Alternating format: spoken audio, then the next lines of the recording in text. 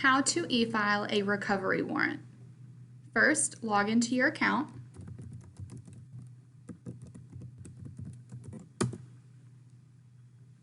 From your home screen, you will select New Case, General Sessions Civil Small Claims Court, Recovery Warrant. Our first one is a recovery warrant for personal property. This selection is a generated warrant. After you have entered in all of your information, the system will generate a paper warrant for you. Otherwise, if you would like to save and upload your own particular form, you will need to select the second option of a non-generated warrant form. For this tutorial, I will show you the generated form.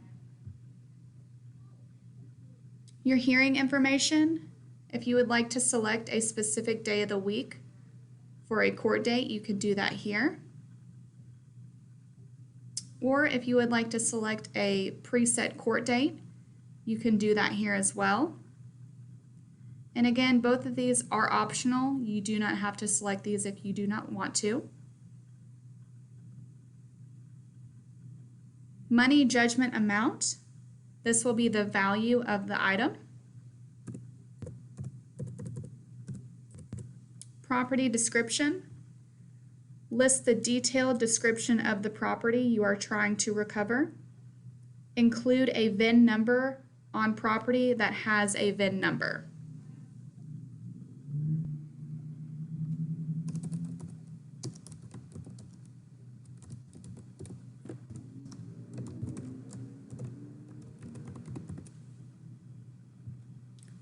Property value, just list the value of the property. Claim possession because. You will just need to state the reason you are trying to recover this property.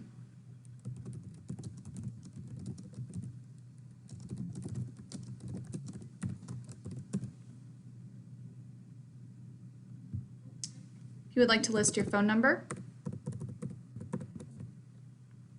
Once you have entered in all of your information, you can now add case participants. First, we will add the plaintiff. Here we see we have a person radio button selected. This would be if your plaintiff is indeed a person. If your plaintiff happens to be a company or a business, you can select this radio button. And here we see it just has one field for us. We will select person for this example.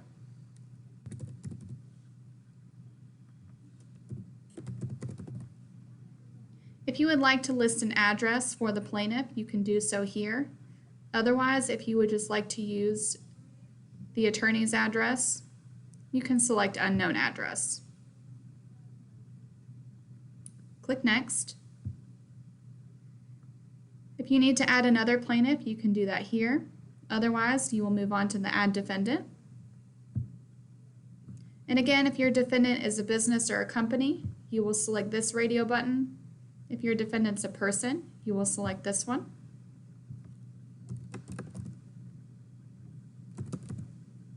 Phone number for defendant if you have it. Address for the defendant, where they can be served.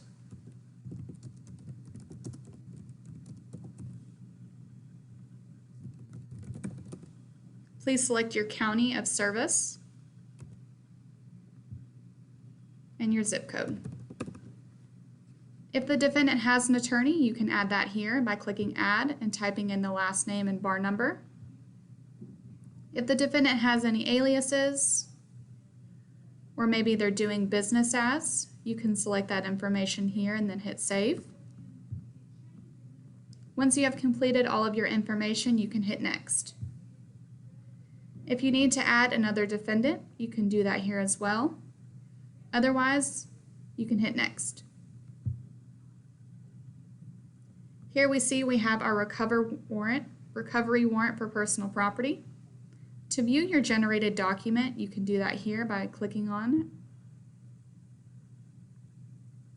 And here we have our warrant to recover with all of our information that we had listed in the previous fields.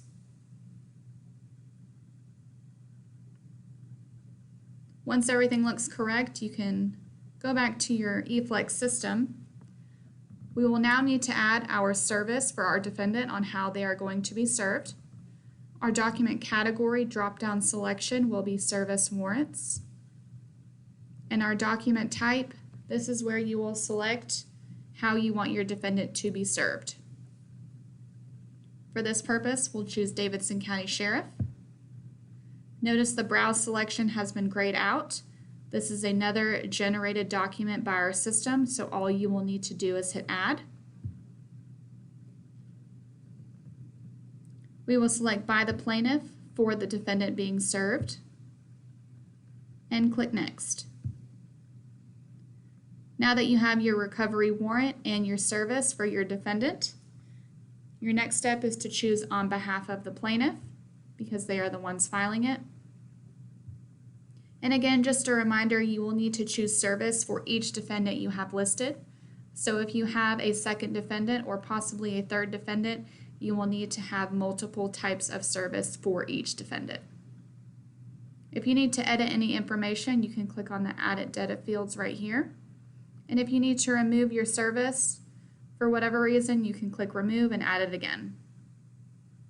We will now hit Next.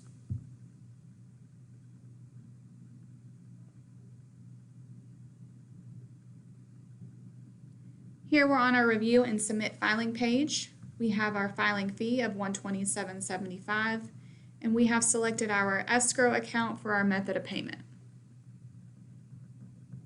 Our documents to be submitted to the clerk's office are a recovery warrant and our service by Davidson County Sheriff. You can view those generated documents here if you like.